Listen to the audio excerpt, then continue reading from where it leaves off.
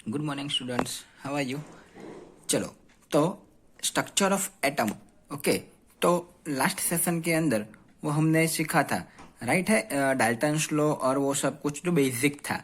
लेकिन आज हम देखेंगे स्ट्रक्चर ऑफ एटम के अंदर द डिस्कवरी ऑफ इलेक्ट्रॉन्स। बड़ा इंपॉर्टेंट टॉपिक है आज का, बहुत मजा आएगा। हम सबको ये पहले से ही मालूम है, जो हम 9th स्टैंडर्ड में पढ़ चुके हैं, है ना। Electrons, protons, neutrons. इलेक्ट्रॉन्स के बारे में हम सबको बेसिक मालूम है, लेकिन हमको ये नहीं मालूम हो कि ये कैसे डिस्कवरी हुआ, ये इलेक्ट्रॉन्स कैसे पता चला कि ये इलेक्ट्रॉन्स ही है। ओके, और उसका चार्ज क्या है वो हम सबको तो पहले से ही मालूम है कि वो नेगेटिव है, लेकिन वो कैसे डिफाइन किया गया कि वो इलेक्ट्रॉन नेगेटिव चार्ज है। ओके, तो आज हम देखते हैं डिस्कवरी ऑफ इलेक्ट्रॉन्स, कैसे डिस्कवरी हुआ इसका। ओके, तो माइकल फेराडे ने ये जो एक्सपेरिमेंट था वो स्टार्ट किया है। तो ये जो है, ओके, ये एक ट्यूब है, ये ग्लास की बनी हुई है। ओके, और ये क्या है, मेटल्स है, इलेक्ट्रोड्स बोलते हैं हम लोग। ये नेगेटिव और ये पॉजिटिव। जो नेगेटिव है वो उसको हम बोलते हैं कैथोड, और जो पॉजिटिव है उसको बोलते हैं एनोड। ओके, और ये क्या है, इलेक्ट्रोड्स है, ये मेटल्स का प्लेट है दोनों, ये इलेक्ट्रोड्स है, राइट। और इसको हम बैटरी के थ्रू हाई वोल्टेज देते हैं उसको। ओके, क्लियर हो गया।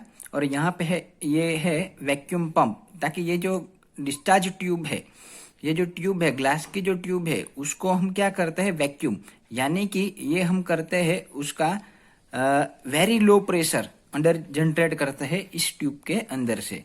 ओके, तो इसका मेन प्रिंसिपल है very low pressure and very high voltage पर ही ये डिस्चार्ज ट्यूब काम करता है। ओके, ये बहुत जरूरी है, very low pressure and very high voltage. Okay, तो एक्चुअली क्या होता है वो हम देखते हैं। अगर अंदर कोई भी गैस है तो उसको क्या वेरी लो प्रेशर करते हैं और वेरी हाई वोल्टेज देते हैं, अप्रोक्सीमेट 10,000 वोल्टेज। ओके, बहुत बड़ा होता है, बहुत ज्यादा होता है। 10,000 वोल्टेज अगर हम देते हैं तो जो वो पार्टिकल्स है, जो गैस के अंदर जो पार्टिकल्स है, वो क्या होता है, आयोनाइज फॉर्म में आ जाते हैं। किसकी फॉर्म में आ जाते हैं, आयोनाइज हो जाते हैं। ओके, तब जो हाई वोल्टेज देते हैं तो आयोनाइज हो जाता है। तो इलेक्ट्रॉन, वो जो अंदर जो पार्टिकल्स है, वो क्या होते हैं, कैथोड से एनोड की तरफ मूव करते हैं। कैसे मूव करते हैं, कैथोड से एनोड की तरफ। ओके, नाउ वो इनविजिबल है, हम उसको देख नहीं सकते हैं, राइट। वो कैसा है, इनविजिबल है, हम उसको देख नहीं सकते हैं। तो अगर यहां पे कोई ऑब्जेक्ट रख दिया, राइट, तो उसका शैडो नीचे आता है, नीचे हमको दिखता है। इसकी वजह से हम ये प्रूव कर सकते हैं कि ये कैथोड की ओर से एनोड की ओर जाता है, राइट। वो क्या है, इलेक्ट्रॉन। ये हमको अभी मालूम है, ये बाद में हमको पता चलता है कि ये क्या है, इलेक्ट्रॉन, अभी हमको मालूम है। और इसके अंदर जो गैस भरी जाती है, राइट, वो कोई भी गैस ले सकते हैं, उस पर कोई डिपेंडेंट नहीं है कि अगर हम अलग गैस लेते हैं, डिफरेंट गैस लेते हैं, तो इलेक्ट्रॉन एनोड की ओर से कैथोड की ओर आता है, ऐसा नहीं है। कोई भी गैस ले सकते हैं, कोई भी इलेक्ट्रोड ले सकते हैं। ओके, और यहाँ पे आप देख सकते हो होल किया गया है एनोड के अंदर, राइट। तो एनोड के अंदर होल क्यों किया गया है, ताकि ये जो पार्टिकल्स है, ये जो रेज है, ये यहां से होके ये इस जगह पे, यहाँ पे हमने कोटिंग किया गया है, वो है फ्लोरोसेंट कोटिंग। कौन सा है, फ्लोरोसेंट कोटिंग। इससे क्या होता है, ये किसकी बनी हुई है, ये फ्लोरोसेंट कोटिंग बना हुआ है जिंक सल्फाइड। किसका बना हुआ है, जिंक सल्फाइड का।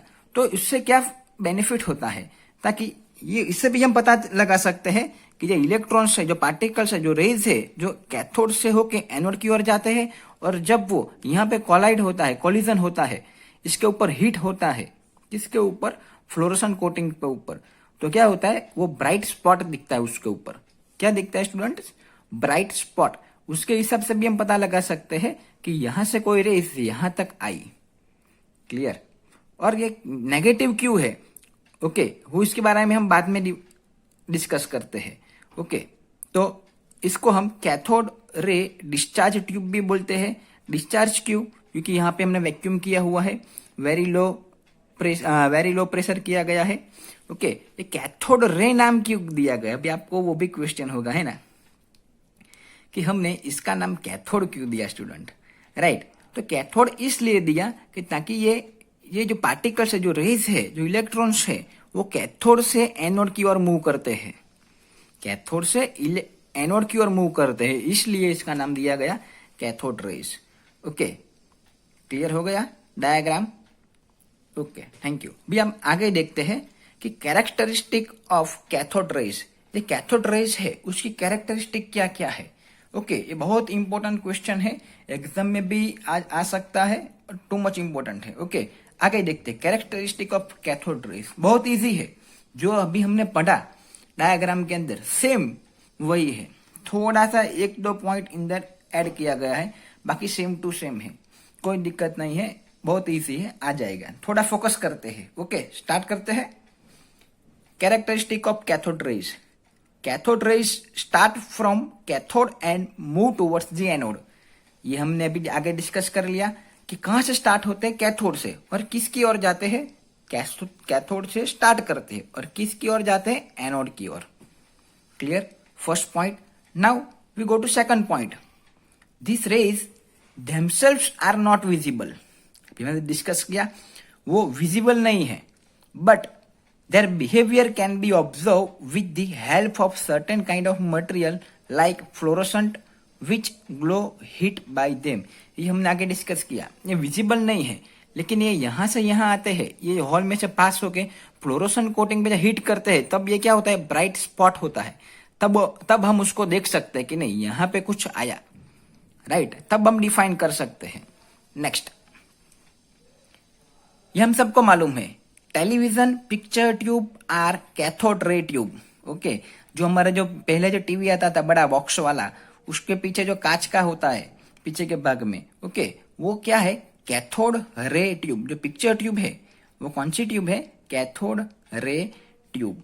And television picture result due to fluorescent on the television screen coated with certain fluorescent और फोस्फोरेसेंट मटेरियल। ये क्या बता रहा है, जो टेलीविजन की जो स्क्रीन है, ओके, वो स्क्रीन किस चीज से कोटेड की गई है, फ्लोरोसेंट मटेरियल से। किस चीज से कोटेड की गई है, फ्लोरोसेंट और फोस्फोरेसेंट मटेरियल से उसको क्या किया गया है, कोटिंग किया गया है, ताकि ये कैथोड रेज में जो रेज ये फ्लोरोसेंट मटेरियल पे गिरती है तो क्या होता है, वो ब्राइट स्पॉट दिखता है, ताकि एक पिक्चर हमको दिखाई देती है। क्लियर, ये बहुत इंपॉर्टेंट पॉइंट है।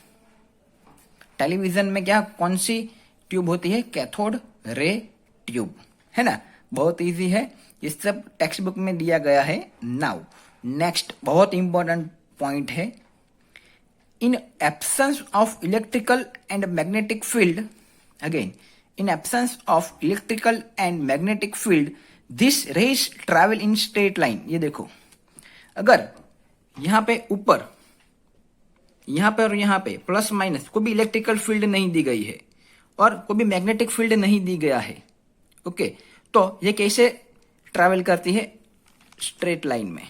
कैसे ट्रैवल होता है, स्ट्रेट लाइन। ओके, नेक्स्ट,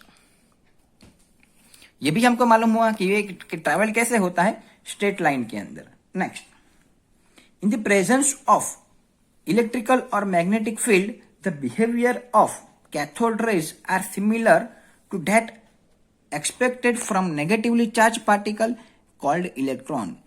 लेकिन इलेक्ट्रिकल और magnetic field behaviour of cathode rays, it means अगर हम इलेक्ट्रिकल और मैग्नेटिकल फील्ड यहां पे ला सकते हैं, ओके, यहां पे हम इंसर्ट करते हैं तो क्या होता है, ये जो रेज है वो क्या होता है, डिफ्लेक्ट होता है। क्या होता है, डिफ्लेक्ट होता है। एक एग्जांपल दे जाए, ये पीछे हमको आता ही है सेम, अगर इलेक्ट्रिकल फील्ड हम यहाँ पे ऐड करते हैं, यहाँ पे प्लस और माइनस, तो ये रेज है वो इस तरह डिफ्लेक्ट होगा, right, clear now.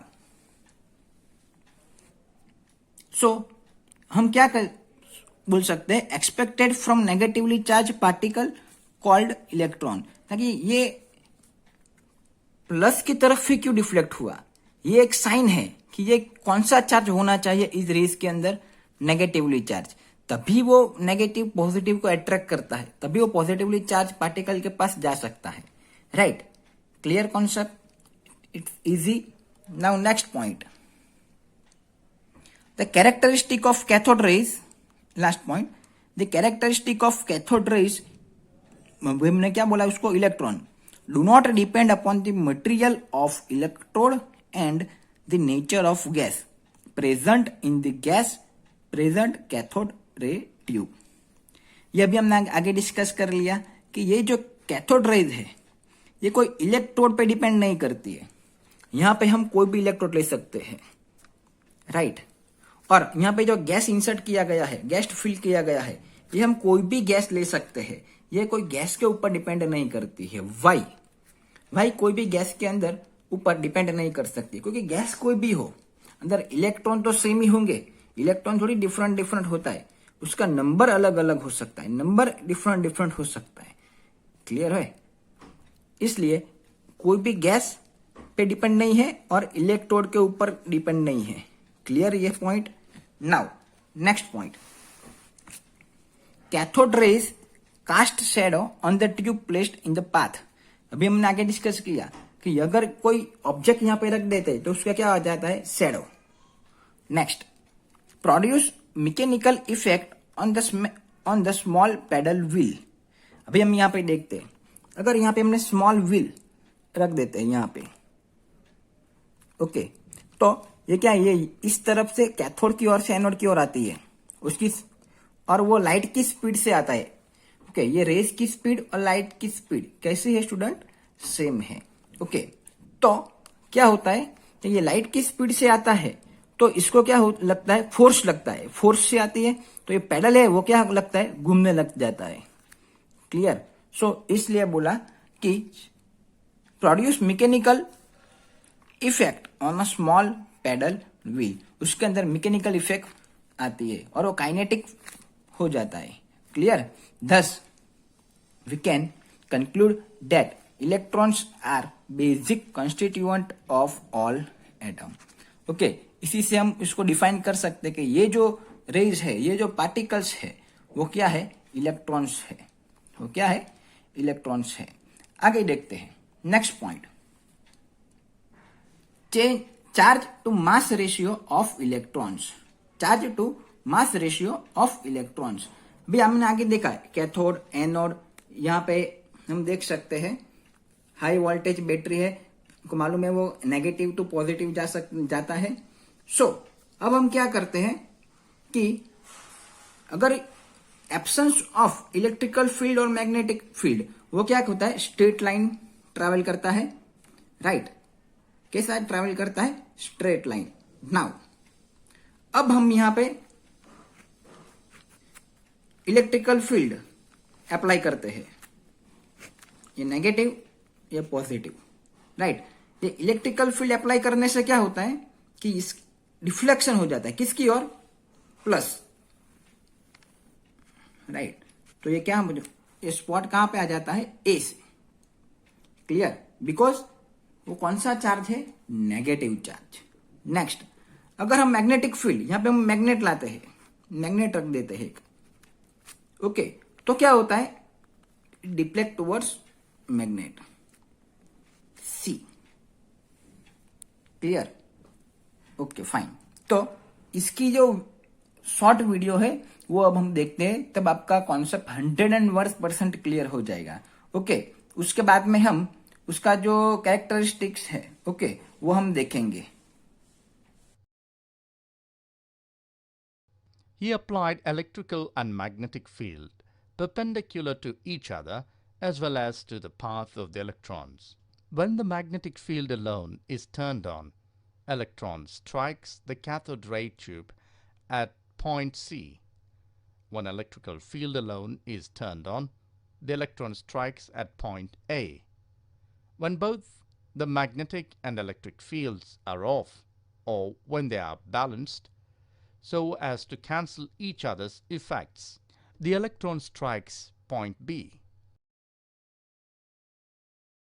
After doing these experiments, he was able to determine the value of charge to mass ratio as E by ME is equal to 1.758820 into 10 to the power 11 Coulomb inverse kg. Me, mass of the electron in kilograms. E, magnitude of the charge on electron in coulomb. चलो अब हमने देखा कि जो anode से cathode की ओर जाता है, अगर इलेक्ट्रिकल फील्ड हम अप्लाई करते हैं तो वो ए के ऊपर क्या होता है, ए स्पॉट पे जा सकता है। और अगर हम मैग्नेटिक फील्ड देते हैं तो उसका जो रिफ्लेक्शन है वो किसे की ओर आएगा, नीचे की ओर आएगा। राइट, क्लियर है? बिकॉज ये ऊपर की ओर क्यों गया, ऊपर यहाँ पे क्या है हमको मालूम है, यहाँ पे पॉजिटिव चार्ज है और ये क्या है, कैथोड नेगेटिव चार्ज है, तो e attract towards positive. Clear, very easy. Now according to Thomson direction the cathode particle electrical discharge tube by electrical and magnetic field depend upon which factor। ये जो deflect होता है, right, तो उसका जो electrical और मैग्नेटिकल फील्ड पे कौन से फैक्टर्स है, ओके, डिफ्लेक्ट के लिए, डिफ्लेक्शन के लिए, तो वो हम एक बार देख लेते हैं। So first, magnitude of negative charge on particle.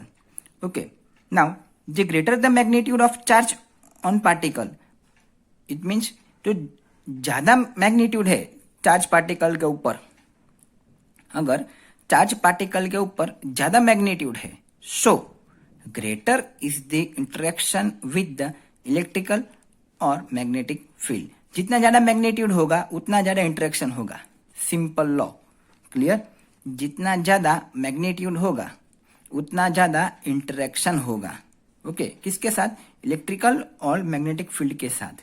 और जितना ज्यादा इंटरेक्शन होगा उतना ज्यादा डिफ्लेक्शन होगा। Clear, very simple. Clear, now next, lighter the particle greater the deflection. Lighter the particle greater the deflection, ये सिंपल लॉ है, हम सबको मालूम है कि पार्टिकल्स जितना लाइटर होगा, ओके, जितना उसका मास कम होगा उतना डिफ्लेक्शन कैसा होगा, ज्यादा होगा। ये हम सबको मालूम है। एक स्टोन लेते हैं, जितना लाइटर है, ओके, उतना हम उसको दूर तक फेंक सकते हैं, ओके, और ज्यादा वेट होगा तो बहुत दूर तक नहीं जाएगा। ओके, वो हम सबको मालूम है, सिंपल लॉ है। Next and last law, the deflection of electron from its original path increase with the voltage across the electrodes। ये क्या बोलते हैं कि अगर हम वोल्टेज बढ़ाते हैं, वोल्टेज इंक्रीज करते हैं, राइट, सो क्या होता है, इलेक्ट्रॉन का डिफ्लेक्शन भी क्या होगा, ज्यादा होगा। अगेन फिर से, अगर हम वोल्टेज इंक्रीज करते हैं तो इलेक्ट्रॉन का डिफ्लेक्शन भी क्या होगा, इंक्रीज। Clear the concept? ये हम आगे भी पढ़ चुके हैं कि अगर हम वोल्टेज ज्यादा करेंगे तो उसका डिफ्लेक्शन भी क्या होगा, ज्यादा होगा। सिंपल है। नाउ ये सब किसने आइडेंटिफाई किया था, जे थॉमसन ने। Okay, now and because of this Thomson was able to determine the value of e by m e, लेकिन e for charge of electron and m e for mass of electron. Okay, ये experiment की वजह से Thomson को एक value मिला, किसका, charge to mass ratio. Okay, ये वैल्यू फिक्स है, हम सबको इसको फोकस करना है। E by m e is equal to 1.7588 into 10⁻11 C into K G inverse. Because यहां पे इलेक्ट्रॉन का यूनिट क्या है, कूलम, और मास का यूनिट क्या है, किलोग्राम, राइट, केजी। सो हम ऐसे भी लिख सकते हैं C/kg। अगर हम ऊपर लेते हैं तो इनवर्स हो जाता है, right. So E is equal to charge of electron and Me is equal to mass of electron and electrons are negatively charge minus E, ये हम सबको मालूम है। ओके, तो ये बहुत इंपॉर्टेंट थियरी था आज का, आप सब देख सकते हैं। अगर स्क्रीनशॉट लेना चाहे तो भी आप ले सकते हैं।